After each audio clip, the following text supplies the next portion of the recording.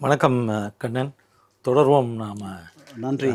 கலைஞர் எம்ஜிஆருடைய 71லேருந்து 76 ஜனவரி 30 வரைக்கும் அவருடைய ஆட்சி இருக்குது. அந்த ஆட்சியை ஜனவரி 30, 76 கலைச்சிடுறாங்க. தான் முதல் முறையாக இங்கே தமிழகத்தில் ஒரு ஆட்சி கலைக்கப்படுறது. காரணம் ஊழல் குற்றச்சாட்டுகள், வன்முறைக்கு திட்டமிட்டாங்க அப்படின்ற காரணமெல்லாம் சொல்லி அப்போதைய ஆளுநர் அறிக்கை பெறப்பட்டு கவர்னர் கே ஷா அதை தர்றதுக்கு ரொம்ப தயங்கினார். அவரை டெல்லியிலேருந்து திரும்பி வந்துடுறாரு. வர வழியில் அவரை திருப்பி அழைச்சி அவர்கிட்ட இருந்து அந்த அறிக்கையை வாங்குறாங்க அப்படின்றது தான் என்னுடைய நினைவு. அதுக்கு முன்னாடி போகலாம். இப்போ ஏன் அப்படி ஆகுது அப்படின்னா, இவங்க 2 பேரும் பெரிய அளவில் வெற்றி பெற்றார்கள். இவங்க 2 பேருக்கும் அது தாங்கள் ரொம்ப ஒரு பெரிய இடத்துக்கு வந்துட்டோன்ற ஒரு எண்ணம் வந்துருச்சு.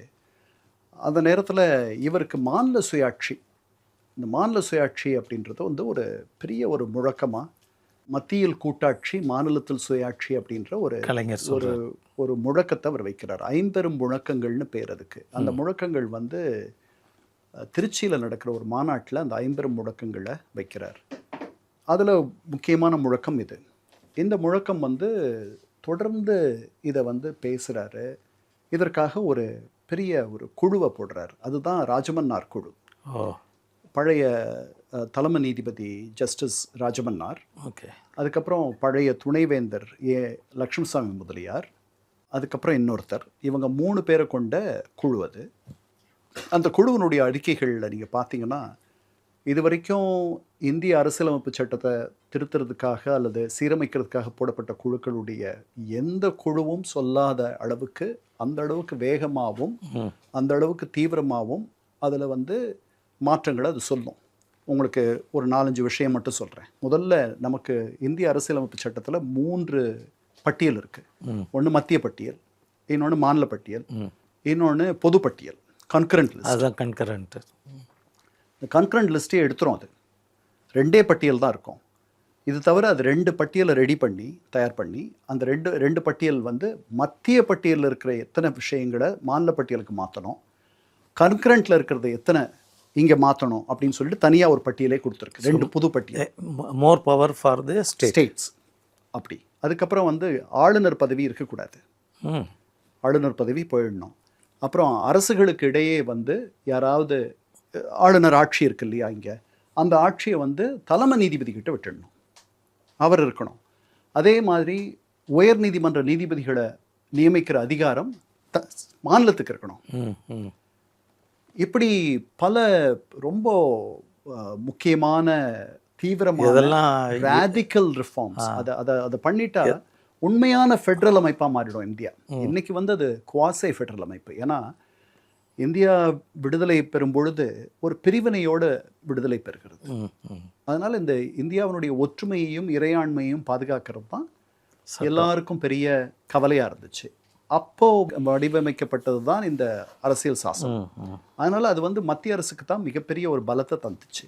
அந்த அறிக்கை வருது. அந்த அறிக்கையை அவர் வந்து 1974 சட்டமன்றத்தில் தாக்கல் பண்ணி ஒரு பெரிய ஒரு விவாதம் சட்டமன்ற பேரவையிலையும் சட்டப்பேரவையிலையும் சட்ட மேலவையிலையும் நடக்குது. அந்த விவாதத்தின் போது வந்து கலைஞர் சொல்கிறாரு, 5 வயசில் தச்ச சட்டையை வயதான பிறகு போட்டுக்க முடியுமா? அந்த மாதிரி இருக்குது இந்த அரசியலமைப்பு சட்டம். இது அப்போ பண்ணது, இன்றைக்கி எவ்வளோ மாறி இருக்குது. அதனால் இந்த காலகட்டத்துக்கு இது பொருந்தாது அப்படின்றார். அதுக்கப்புறம் விடுதலை பெற்று வந்த ஒருவன் அவனுடைய சங்கிலிகளோடு அவசரத்தில் விடுதலை பெற்று வந்தோம் என்ற மகிழ்ச்சியில் வெளியில் வந்து விடுகிறான். அவன் தன்னுடைய கைகளை மகிழ்ச்சியில் தூக்கும் பொழுது தான் தெரிகிறது இன்னும் கைகள் பிணைக்கப்பட்டிருக்கின்றன என்று. அந்த மாதிரி நிலைமையில தான் மாநிலங்கள் இருக்குது. அதனால் எல்லாமே மாநில அரசு என்பது மக்களோடு ஒட்டி உறவாடக்கூடிய, அண்மையில் இருக்கக்கூடிய அரசு, பக்கத்தில் இருந்து மக்களை பார்க்கும் அரசு, தொலைவில் இருந்து மத்திய அரசு மாதிரி பார்க்கும் அரசு அல்ல. அதனால் அந்த அரசுக்குத்தான் அதிகமான அதிகாரங்கள் வேண்டும். அதற்குத்தான் மக்களுடைய துன்பங்களும் இன்பங்களும் தெரியும், வலி தெரியும், இப்படியெல்லாம் பேசுகிறார். இதுக்கு பெரிய எதிர்ப்பு வருது சட்டமன்றத்தில். அதிமுகவில் இருக்கவர்கள், இப்போ அதிமுக உருவாயிடுச்சு. அதிமுக வந்து பெரிய எதிர்கட்சியாக இருக்குது. நிறைய பேர் இல்லையே தவிர இருக்காங்க, கொஞ்சம் பேர் இருக்காங்க. ஜிஆர் எட்மண்ட் பின்னாடி வந்து அமைச்சரானார், அவர்லாம் அதில் இருக்கார். அவர் என்ன சொல்கிறாரு, இது 10வது படிக்கிற பையன் கூட படிக்கிறதுக்கு இந்த அறிக்கையில் ஒன்றும் கிடையாது, இதை தூக்கி நாம் குப்பை தொட்டியில் போட வேண்டிய அறிக்கை. ஸோ கலைஞர் அதை ப்ரொபோஸ் பண்ணார், இவங்க அதை எதுக்குறாங்க. அவருக்கு தான் அவருக்கு பெரிய அசுர பலம் இருக்கு சட்டமன்றத்தில். அதனால் அவர் அந்த தீர்மானத்தை நிறைவேற்றிட்டார். அது வேற செய்தி. ஆனால் எதிர்க்கட்சிகள், குறிப்பாக காங்கிரஸில் 15 உறுப்பினர்கள் இருக்காங்க. அந்த 15 உறுப்பினர்கள் என்ன சொல்கிறாங்க, இது பிரிவினை நீங்கள் ஒரு காலத்தில் கேட்டீங்க, இது மறைமுகமான பிரிவினைக்கு ஓகே நீங்கள் வழிகோல்றீங்க அப்படின்றாங்க. அப்படியெல்லாம் கிடையாது, எங்களுக்கு பிரிவினையெல்லாம் நாங்கள் விட்டுட்டோம். 1962 இந்திய சீன போர் வந்தபொழுது அதிகமான பணத்தை வசூல் பண்ணி கொடுத்தது நாங்கள் தான். அதே மாதிரி 71 வங்கதேச போர் வந்த போதும் அதிகமான பணத்தை வசூல் பண்ணி கொடுத்தது நாங்கள் தான். அதனால் எங்களுடைய இந்திய பற்றை நீங்கள் சந்தேகப்படக்கூடாது. அது கிடையாது. இது உண்மையிலேயே நாங்கள் எங்களுடைய அதிகாரங்கள், எங்களுக்கு என்ன பெரிய அதிகாரம் இருக்குது, என்ன நீங்களால் அரசு பண்ண முடியும், எங்கள் அதிகாரங்கள் ரொம்ப குறைவாக இருக்குது, எங்களுடைய கைகள் கட்டப்பட்டு இருக்கின்றன, நாங்கள் நிறைய பண்ணணும்னு நினைக்கிறோம், அதனால தான் அதை கேட்குறோம் அப்படின்லாம் அவர் பேசுகிறார். இது அங்கே பிடிக்கலை, இந்திரா காந்தி அம்மையாருக்கு பிடிக்கலை. அவங்க என்ன சொல்கிறாங்க, கோயம்புத்தூரில் இருக்கவர்கள் எங்களுக்கு இன்னும் அதிகமான அதிகாரங்கள் வேணும்னு கேட்டால் மற்றவர்களுக்கெல்லாம் எப்படி இருக்கும், இந்த மாதிரி ஏதோ அவங்க சொல்கிறாங்க. இது ஒரு பெரிய நாடு, இந்த நாட்டில் எல்லாரையும் நிரவி நாம் ஆளணும், அதனால் இது ஒரு நல்ல எண்ணம் கிடையாது அப்படின்ட்டு அந்த அம்மா அதை எதிர்த்து பேசுகிறாங்க. அவங்க ராஜாஜியும் அதை எதிர்த்து பேசுகிறார். இதை கலைஞர் மாநில சுயாட்சியை எதிர்த்து பேசுகிறார். மாநில சுயாட்சி கேட்பது எப்படி இருக்குது அப்படின்னா, உடனே ஒரு சீன கதையை சொல்கிறார். ஒரு பையன் இருந்தான், ஒரு அப்பா இருந்தார். அவன் என்ன பண்ணுறான், அவங்க வீட்டில் பன்றி வளர்க்குறாங்க, பன்றி குட்டிகள்லாம் இருக்குது. ஒரு நாளில் வீடு தீப்பத்திச்சு. தீப்பத்தின உடனே அந்த பன்றி குட்டிகள் 1-2 அந்த தீயில மாட்டி இறந்துருச்சு. அப்போது அந்த பன்றிக்குட்டிகளை விளக்கும் பொழுது, அந்த தீயிலேருந்து எடுக்கும் பொழுது, அந்த பன்றியுடைய, அந்த சுட்ட பன்றியினுடைய இறைச்சி அவன் கையில் ஒட்டிக்கிச்சு. ஐயோ சுட்டுட்டுச்சே அப்படின்னு சொல்லிட்டு அவன் வாய்க்கிட்ட வைக்கிறான். இறைச்சி வாய் உள்ளே போயிடுது, ரொம்ப சுவையாக இருக்குது. உடனே அடட, இந்த மாதிரி சுட்டு சாப்பிட்டா இவ்வளவு நல்லா இருக்கான்னு சொல்லிட்டு அதிலிருந்து எப்பெல்லாம் அந்த மாதிரி சாப்பிடணும்னு நினைக்கிறானோ அப்போல்லாம் அந்த குடிசையை எரிச்சிருவான். அந்த மாதிரி இருக்குது நீங்கள் மாநில சுயாட்சி கேட்குறது அப்படிங்கிறார். அதனால் நீங்கள் அந்த மாதிரி வீட்டை எரிச்சிட்டு, அண்ணா சொன்னார் வீடு இருந்தால் தான் ஓடு மாற்ற முடியும்னார், அந்த மாதிரி ஒரு தத்துவத்தை அவர் சொல்கிறார். இதுக்கு பெரிய எதிர்ப்பு இருக்குது. இதற்கு பெரிய ஆதரவு வேறு எங்கே இருந்தும் இல்லை. மாநில சுயாட்சிக்கு வேறு எங்கே இருந்தும் பெரிய ஆதரவு இல்லை. இதே நேரத்தில் 72 74 ஆனந்த்பூர் சாஹிப் ரெசல்யூஷன் சொல்லிட்டு பஞ்சாபிகள் அவர்கள் ஒரு பெரிய தீர்மானத்தை கொண்டு வராங்க. அந்த தீர்மானத்தின்படி என்னென்னா, அங்கே தனியாக மாநிலங்களுக்குன்ட்டே ஒரு அரசியலமைப்பு சட்டம் வேணும்னு கேட்குறாங்க. அவங்க ஏறக்குறைய பிரிவினைக்கு, அதாவது highest form of federalism, highest state autonomy கேட்குறாங்க. அந்த நேரத்தில் இவரும் இதை கேட்குறாரு. அதனால் இது ஒரு சரியான நேரத்தில் அது வரல. அவங்க கேட்டதை அவர்களுடைய தீவிரவாதம் முதல்ல அப்படியே தொடங்கி மேலே வந்துட்டு இருக்க நேரத்தில் இங்கேயும் இதை இவர் கேட்குறாரு. சொல்கிறது அப்போவே காலிஸ்தான். ஆமாம், காலிஸ்தான்ற வார்த்தை இல்லை. ஆனால் அவர்கள் தனி கொடி, தனி அரசியலமைப்பு சட்டம், காஷ்மீருக்கு மட்டும்தான் தனி அரசியலமைப்பு சட்டமே இருந்துச்சு ஒரு காலத்தில். இங்கே வேறு எந்த மாநிலத்துக்கும் கிடையாது. அதனால் இது என்னடா இப்படி, இது ஒரு தவறான நேரத்தில் வருது. You have to do things at the right time, இல்லை at the appropriate time. Indira Gandhi இதுக்கு எதிராக இருக்காங்க. அதனால் ஏற்கனவே இவர்களுக்குள் உறவு சரியாக இல்லை, இப்போ ரொம்ப மோசமாயிடுச்சு. இப்போ எம்ஜிஆர் பெரிய ஒரு சக்தியாக வராரு. 74 திருப்பி ஒரு இடைத்தேர்தல் வருது கோயம்புத்தூர் சட்டமன்றம் மேற்கு தொகுதியில் வருது. அங்கே அரங்கநாயகம் அவர் பின்னாடி அமைச்சரானார், அவரை நிற்க வச்சு அவர் ஜெயிச்சிடுறார், கல்வி அமைச்சர். ஆமாம். அதுக்கப்புறம் கோயம்புத்தூர் நாடாளுமன்ற தொகுதி, அதில் இவருடைய ஆதரவு பெற்ற வலது கம்யூனிஸ்ட் அவங்க ஜெயிக்கிறாங்க. அதுக்கப்புறம் பாண்டிச்சேரியில் அதிமுக முதன்முறையாக ஆட்சிக்கு வருது. ஓகே, அங்கே ஆட்சிக்கு வந்துடுறாங்க. இது 74. அப்போது இந்த கட்சியில் இந்த கட்சிக்கு ஒரு உறுதித்தன்மை இருக்குது, இது விலகி போயிடாது அப்படின்ட்டு. இப்போ 75 அடுத்த வருஷம் அவசர நிலை வருது. அவசர நிலையை அவசரப்பட்டு ஆதரிக்கிறார் எமர்ஜென்சி. ஆமாம், அவசரப்பட்டு ஆதரிக்கிறார். ஆமாம், உடனே ஆதரிக்கிறார், ஒரு நல்ல முடிவு அப்படின்றார். இப்போது கலைஞருக்கு இதை ஆதரிக்க வேண்டாமான்ற ஒரு தர்ம சங்கடம். பாதி உண்மையிலேயே ஆட்சி அவரது தானே, ஆட்சி கலைஞர் ஆட்சி தானே, கலைஞர் ஆட்சி தான் இருக்கு. அவர் எங்கேருந்து ஆதரிக்கிறது? அப்புறம் இல்லை மற்ற இடங்கள்லாம் எல்லாரும் ஆதரிக்கிறாங்க. ஓ, நீங்கள் சொல்கிறது through the country emergency. Yeah I understand. So அதனால் இவர் வந்து இப்போ தனக்கு பிடிக்காத தன்னுடைய அரசியல் எதிரியான எம்ஜிஆர் ஆதரிச்சிட்டாரு. இப்போ இவரும் ஆதரிக்கிறார் அப்படின்னா அது சரியா இருக்காது. காமராஜர் அதை எதிர்த்து பேசுறார். ஏன்னா லட்சம் பேரை கைது பண்ணிடுறாங்க அந்த அம்மா. பல தலைவர்களை கைது பண்ணிடுறாங்க. ஜெயபிரகாஷ் நாராயண் போன்றவர்களெல்லாம் கைது பண்ணிடுறாங்க. ஆர்எஸ்எஸ் தலைவர் தேவரஸ் அவரை கைது பண்ணிடுறாங்க. பல பேரை கைது பண்ணி உள்ளே போட்டுடுறாங்க. இங்கேயும் வந்து இங்கே இவருடைய ஆட்சி இருக்கிறதுனால ஒரு பாதுகாப்பான ஒரு சூழல் இருக்குது. குஜராத்தில் எதிர்க்கட்சி ஆட்சி இருக்குது. உடனே அந்த அம்மையார் சொல்கிறாங்க நாடாளுமன்றத்தில், இந்தியாவில் 2 தீவுகள் கட்டுக்கு வராமல் இருக்கின்றன. ஒன்று குஜராத், இன்னொன்று தமிழ்நாடு. ஏன்னா இங்கே இவருடைய ஆட்சி இருக்குது. அந்த ஆட்சியில் அவர் வந்து குஜராத் காங்கிரஸ் ஆட்சியில் அப்போ இல்லை, எதிர்க்கட்சி ஆட்சியில் இருக்குது. அந்த நேரத்தில் பழைய ஜனதாவுக்கு முன்னாடி இருந்த ஒரு அமைப்பு அங்கே ஆட்சியில் இருக்குது. ஓகே. இவங்க பழைய காங்கிரஸாக இருக்கலாம். அதாவது இவங்க 2 காங்கிரஸ் இருக்காங்க இல்லையா, அதில் வந்து இந்த அம்மாவுடைய காங்கிரஸ் இல்லாத காமராஜர், அதுல்யா கோஷ் இவங்கெல்லாம் இருந்த காங்கிரஸாக இருக்கும். இங்கே சீரணி அரங்கத்தில் ஒரு பெரிய கூட்டம் போட்டுட்டு அந்த கூட்டத்தில் வந்துட்டு அப்போது அந்த அம்மையார் அவசர நிலையோட 20 அம்ச திட்டம், சஞ்சய் காந்தியினுடைய 5 அம்ச திட்டம் இதெல்லாம் வருது. அதை எதிர்த்து பேசுகிறாரு. இந்த 20 அம்ச திட்டத்தில் என்ன இருக்குது? இதெல்லாம் நாங்கள் என்றைக்கோ பண்ணிட்டோம். தலித்துகளுக்கு முதல் வீடு கட்டி கொடுத்தது இந்தியாவிலேயே நாங்கள் தான், கலைஞர் சொல்கிறார். அப்புறம் என்னுடைய அமைச்சர்களில் நாங்கள் எல்லாரும் காரை நிறுத்திட்டு நடந்தே இங்கே மேடைக்கு வந்தோம். ஏன்னா நாங்கள் இதுக்கு முன்னாடியும் அப்படி தான் இருந்தோம். நாளைக்கு இந்த அரசு போயிடுச்சுனாலும் அதே மாதிரி இருப்போம். எதற்கும் நாங்கள் அஞ்ச மாட்டோம் அப்படின்ட்டு ஒரு ரொம்ப வீரதீர பேச்சு, ரொம்ப வீராவேசமாக பேசுகிறார். அந்த பேசின கொஞ்ச நாளைக்கு அப்புறம் முரசொலி மாறன் இங்கே இருக்கிற அமெரிக்க துணை தூதரை பார்க்குறாரு. அவர் சொல்கிறாரு, அந்த அம்மாவுக்கு எங்கள் மேலே பெரிய பிரியம் இல்லை, எங்கள் மேலே நடவடிக்கை எடுத்துருவாங்க. காமராஜர் அவங்க பக்கம் வரணும்னு நினைக்கிறாங்க. காமராஜர் வந்துட்டா எங்களை அடிச்சிருவாங்க. காமராஜர் வரலைன்னா எங்களுக்கு பெரிய ஆபத்து இல்லை. காமராஜர் எதிர்க்கிறார், இதுதான் நிலைமை. ஆனால் இப்போ அரசியல் நடவடிக்கைகள் எதுவும் பண்ண முடியாது. ஒரு வருஷத்துக்கு எதுவும் பண்ண முடியாது, நீங்கள் பேச முடியாது.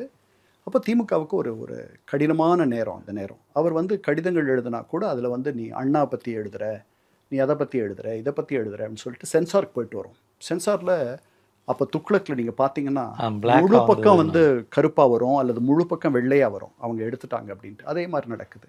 அதனால் இவர் என்ன பண்ணுறாரு, கரிகாலன் பதில்கள்னு எழுதுகிறார். ஏன்னா இவர் எழுதின ஒரு பதிலில் பேய் பிசாசில் உங்களுக்கு நம்பிக்கை இருக்கான்னு ஒருத்தர் கேள்வி கேட்குறார்.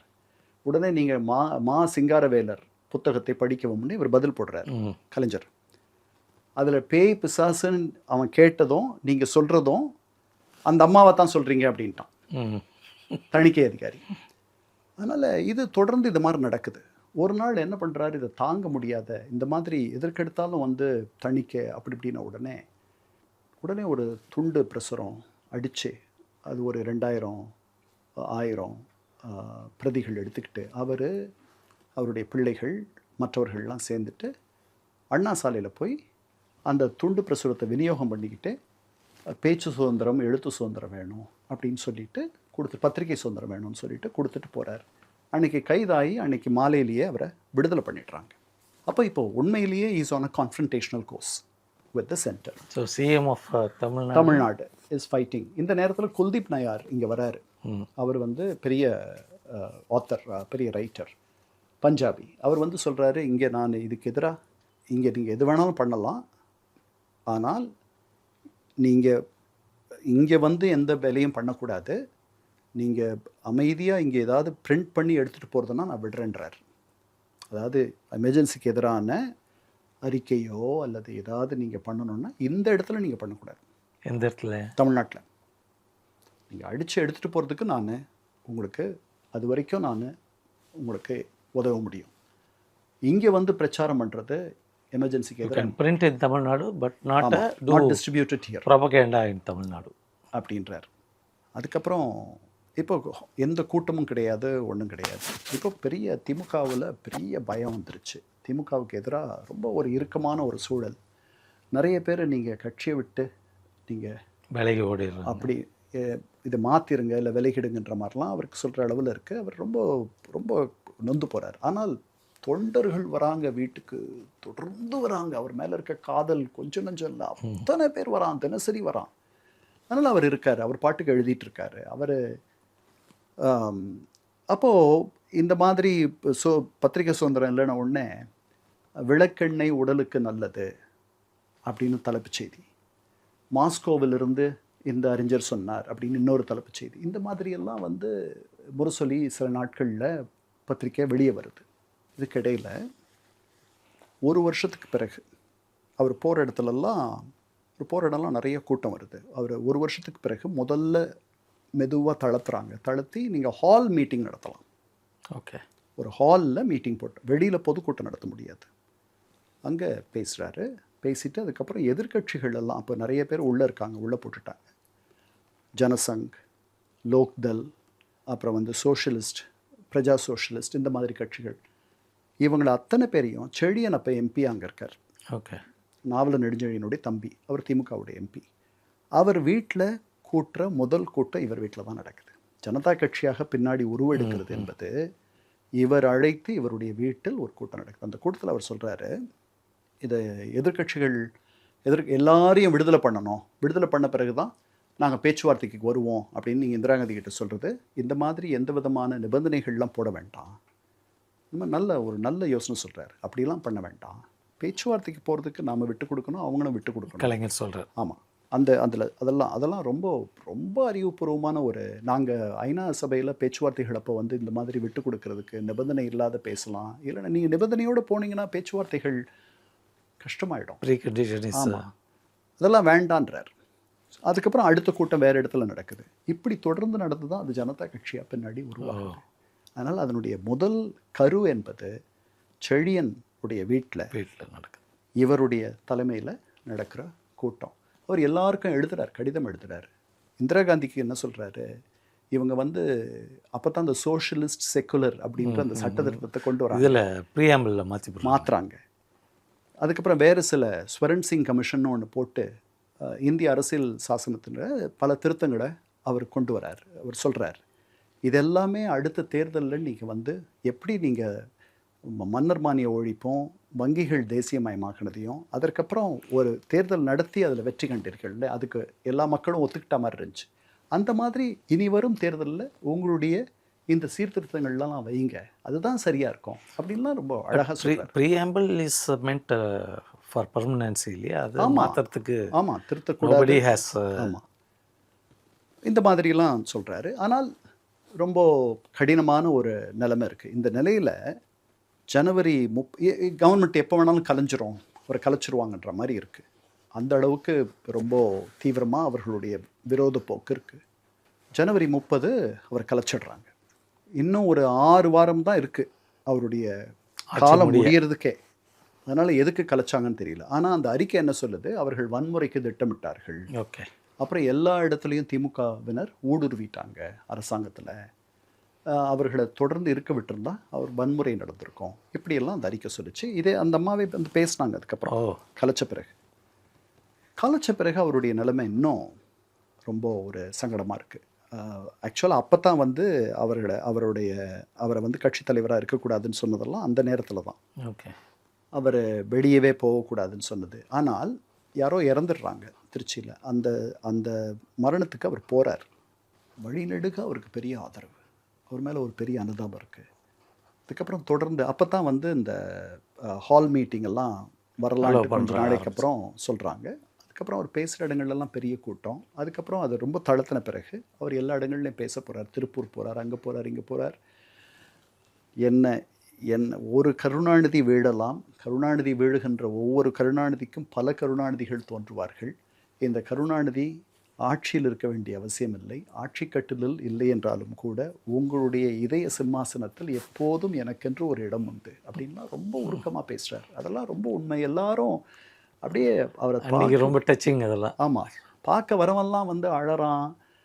அவரை பார்க்க வர்றதுக்கு விட மாட்டேன்றாங்க. போலீஸ் வந்து அவர் வீட்டுக்கு வரவங்கள போலீஸ் டோட்டலி அந்த சென்ட்ரல் கவர்மெண்ட் அவங்கள வந்துட்டு ஆமாம், அது கவர்னர் வந்துடுது. அவரை பார்க்க வரவங்க தலையை மொட்டை அடிச்சுட்டு ஏதோ பில்கிரிமேஜ் வரா மாதிரி ஒரு கோவில் போகிற மாதிரி வந்து அவரை பார்த்து படம் எடுத்துக்கிட்டு அவரோட பக்கத்தில் நின்று ஆறுதல் சொல்லிட்டு அவரை பார்த்து அழறது. It was such an emotional period. அதாவது அந்த மாதிரி அது அவர் அனுபவிச்சிருக்கணும். அந்த இடத்துக்கு அவர் போயிட்டார். அதை வந்து அவர் he had earned it. So அதுக்கப்புறம் இப்போ முடிஞ்சிருச்சு. இப்போது இந்த நேரத்தில், இந்த எமர்ஜென்சி நேரத்தில் தான் எம்ஜிஆர் அவர் படத்தில் நடிச்சுட்டே இருக்கார். அரசியல் கட்சி ஆரம்பிச்சிட்டாரே ஒழிய திமுகவுக்கு எதிரான கருத்துக்களை சொல்கிற படங்கள் எடுக்கிறார். நேற்றென்று நாளை படம் பெரிய ஊருக்கெல்லாம் வெளிச்சம் போட கொடுத்த பணத்திலே தங்கள் வீட்டுக்கே வெளிச்சம் போட்டுக்கிட்டார் நகர சபையில் அப்படின்னு ஒரு வரி வரும். அதுக்கப்புறம் மக்கள் நலம் என்றே சொல்லுவார், தம் மக்கள் நலம் ஒன்றே தான் கருத்தில் கொள்ளுவார் அப்படின்னு வாலியோட பாட்டு. தம்பி நான் படித்தேன் காஞ்சியிலே நேற்று, அதை நான் உனக்கு சொல்லட்டுமா என்று, என்றும் நல்லவருக்கு வாழ்வு வரும் நாளை, இது அறிஞர் அண்ணா எழுதி வைத்த ஓலை. அதாவது அவருக்கு வாழ்வு வரும் நாளை அப்படின்றதுக்காக சொல்கிறார். இப்படியெல்லாம் அந்த படம் வந்துச்சு. அதுக்கப்புறம் இதயக்கனி வருது. அந்த இதயக்கனி படம் வந்து ஒரு பெரிய வெற்றி படம். அது அண்ணா வந்து நாடோடி மன்னன் படத்தினுடைய வெற்றி விழாவில் இந்த கனி யார் மடியில் விழுன்னு காத்திருந்தாங்க. என் மடியில் விழுந்துருச்சு நல்ல வேளைக்கு, என்னுடைய இதயக்கனி அப்படின்னு சொன்னேன். அது அந்த அந்த வார்த்தை பிரயோகமே முதல் முறை. அது இதயக்கனி அப்படின்றது நம்ம எல்லாம் அதுக்கு முன்னாடி கேள்விப்படாது. இதயக்கனின்ற ஆரம்பி ஒரு படம் எடுக்கிறார். அந்த படத்தில் தான் வந்து நீங்கள் நல்லா இருக்கணும், நாடு முன்னேற, இந்த நாட்டில் உள்ள ஏழைகளின் வாழ்வு முன்னேற, என்றும் நல்லவங்க எல்லாரும் சாங்கு உங்களாலே சீர்காழி கோவிந்தராஜன். உண்மை ரொம்ப அற்புதமான படம். அந்த படம் பெரிய வெற்றி பெற்றுச்சு. அதனால் எமர்ஜென்சியில் பெரிய அரசியல் பண்ண முடியலனாலும் கூட கலைஞரை எதிர்ப்பு அரசியல் அதை மட்டும் பண்ணிகிட்டு இருந்தார். அதை பண்ணலாம் அவசர நிலையில். அந்த அம்மாவை மட்டும்தான் எதிர்க்க முடியாது, மற்றவர்களை யார் வேணாலும் ஏற்றுக்கலாம். ஆமாம், எதிர்க்கிறார். எதிர்த்துட்டு இப்போ 77 தேர்தல் வருது. முதல்ல பார்லிமெண்ட்ரி தேர்தல், முதல்ல நாடாளுமன்ற தேர்தல். அந்த தேர்தலில் இவரும் காங்கிரஸும் ஒன்றா நிற்கிறாங்க. எம்ஜிஆரும் காங்கிரஸும் ஒன்றா இருக்காங்க. ஏன்னா இவர் சப்போர்ட் பண்ணார் எமர்ஜென்சி. ஆமாம்.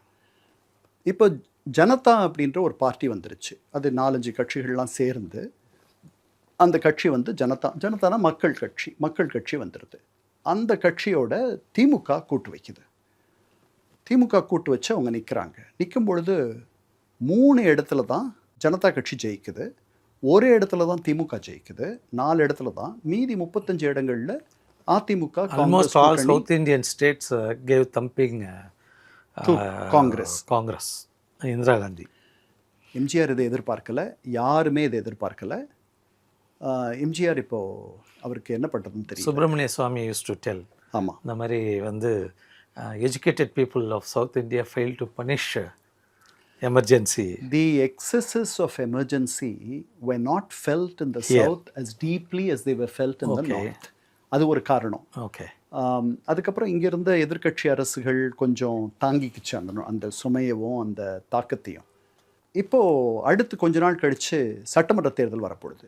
அந்த தேர்தலில் எம்ஜிஆர் இப்போ பெரிய வெற்றியை நாடாளுமன்ற தேர்தலும் பண்ணிடுறாரு. இதுக்கப்புறம்தான் முதன்முறையாக திமுக உள்ள இருக்கக்கூடிய சில தலைவர்களுக்கு எம்ஜிஆர் என்பவர் நேற்று முளைத்து இன்று காணாமல் போகக்கூடியவர் அல்ல, இஸ் a force. அவர் நீடித்து இருப்பவர், தொடர்ந்து அவரை நாம் மோத வேண்டும், அவரை எதிர்கொள்ள வேண்டும் அப்படின்ற எண்ணம் முதல்ல வருது. அதனால் ஒரு முழு அங்கே இருக்கக்கூடிய நாவலர் நெடுஞ்செழியன், ராஜாராம், சே மாதவன் பழைய சட்ட அமைச்சர், டிகே சீனிவாசன் முன்னாடி எம்பி, இன்னும் பல பேர், அரங்கண்ணல், மரோச்சரித்ரா, அவளொரு தொடர்கதை, அந்த படங்கள்லாம் எடுத்த மிகப்பெரிய ப்ரொடியூசர், முதல் குடிசை மாற்று வாரியத்தினுடைய தலைவராக இருந்தவர். இன்னைக்கு இருக்கிற குடிசை மாற்று வாரிய வீடுகள்லாம் அவர் கட்டின அரங்கண்ணல். ரங்கசாமி அதை தமிழ்படுத்திக்கிட்டார். சரி. அவர் கலைஞரை விட 2 வருஷம் சின்னவர், திருவாரூர்காரர். ரொம்ப இன்டர்மீடியட் வரைக்கும் தான் படித்தவர். நல்ல கதவசனம்லாம் எழுதுவார், நல்ல எழுத்தாளர் அவர். எல்லாருமே முதன்முறையாக என்ன பண்ணுறாங்க, வெளியே வராங்க. கலைஞர் அப்போ நாவலர் என்ன சொல்கிறார், நாவலர் நெடுஞ்செழியன், வெற்றிகளுக்கெல்லாம் நம்ம உரிமை கொண்டாடும் பொழுது தொடர்ந்து தோல்விகள் வருதுன்னா அதற்கும் நாம் தான் பொறுப்பேற்றுக்கணும். அண்ணா காலத்தில் இந்த கழகம் தொடர்ந்து வெற்றிகளை அடைந்தது, ஏன் இப்போது அது அந்த வெற்றிகளை சந்திக்கவில்லை என்று நாம் சுய பரிசோதனை செய்ய வேண்டும் அப்படின்லாம் பேசுகிறார். இது அவர் கொஞ்சம் கலைஞர், ஆமாம், கொஞ்சம் அவருக்கு இவர் ஸ்கோரை அப்போ செட்டில் பண்ணுறார். அவர் கொஞ்சம் மனசில் இருக்கிறத வெளிப்படையாக பேசியிருக்கக்கூடாது. அப்படி பேசின உடனே மிகப்பெரிய எதிர்ப்பு கடிதங்கள் அவருக்கு வருது. ஓகே. அவர் அதை சொல்கிறாரு, நான் சொன்னதில் எந்த தப்பும் இல்லை, ஆனால் இந்த கடிதங்களில் இருக்கக்கூடிய வன்மமும் குரோதமும் இவ்வளவு வெறுப்புணர்வும் இந்த கடிதங்களை பார்த்த பிறகு இங்கே எனக்கு இடமில்லைன்னு நான் நினைக்கிறேன், அதனால் நான் வெளியே போகணுன்ட்டு முடிவு பண்ணுறேன் அப்படின்னு. ஓகே. இவர் வெளியே போகணுன்னு முடிவு எடுத்த உடனே இவர் போகக்கூடாதுன்னு சொல்லிட்டு அப்படி மாஞ்சு ஒரு லெட்டர் எழுதுறாரு, பொது லெட்டர், கடிதம். கலைஞர், நீங்கள் 7 கிலோமீட்டர் 7 மைல் என்னுடைய கல்யாணத்துக்காக நடந்தே வந்து என்னுடைய கல்யாணத்தில் கலந்துக்கிட்டீங்க. நம்ம எவ்வளவு நாள் சேர்ந்து பயணம் பண்ணியிருக்கோம், எவ்வளோ விஷயங்கள் சேர்ந்து பண்ணியிருக்கோம், நீங்கள் இப்படி பண்ணலாமான்ட்டு ரொம்ப உருக்கமாக சில நிகழ்ச்சிகள்லாம் சொல்கிறார். அப்புறம் ஒரு பொதுக்கூட்டத்திலையும் சொல்கிறார், நாவலர் போகக்கூடாது வரணும்லாம் சொல்கிறார். ஆனால் இனிமேல் இங்கே இருக்க முடியாதுன்ட்டு இவங்க எல்லாம் வெளியே போயிட்டு மக்கள் நாவலரோட நிறைய பேர் வராங்க. ஆமாம், அந்த 2ஆம் கட்ட தலைவர்கள் ஓகே நிறைய பேர் வெளியே வராங்க. அவர்கள் பெரிய மக்கள் தலைவர்கள் இல்லை, அவங்க பின்னாடி ஒருத்தர் கூட கிடையாது, கரிஸ்மா கிடையாது. அவர் தனியாக மயிலாப்பூரில் ஒரு தடவை சுயேட்சையாக நின்னார், 1000 ஓட்டுக்கு கீழே தான் வாங்கினார் நாவலர் நெடுஞ்செழியன். அதனால் அவங்க பெரிய ஃபோர்ஸ் கிடையாது. ஆனால் 2ஆம் கட்ட தலைவர்கள் அவங்க எல்லாம் வெளியே வராங்க. அவங்க வெளியே வந்த பிறகு மக்கள் திமுகன்னு ஒரு கட்சியை ஆரம்பிக்கிறாங்க. ஓ, they didn't join directly உடனே with போகும். எம்ஜிஆர். இப்போ சட்டமன்ற தேர்தல் வரப்போகுது இந்த மக்கள் இடத்துல. திமுக. ஆமாம், மக்கள் திமுக, அதுதான் முதல் மதிமுக. இப்போ மறுமலர்ச்சி திமுக, அது ஒரு சில மாதங்கள் மட்டுமே இருந்துச்சு. அடுத்து உங்களுக்கு அடுத்த தேர்தல் வரப்போகுது, சட்டமன்ற தேர்தல் வரப்போகுது. அந்த தேர்தல் எப்படி நடந்துச்சு, அதில் எப்படி எம்ஜிஆர் முதல்வராகிறார் என்பதை நம்ம பார்க்க போகிறோம். எம்ஜிஆருடைய முதலமைச்சர் பதவி காலத்தை பற்றியும் நம்ம பேச போகிறோம். நிச்சயம்.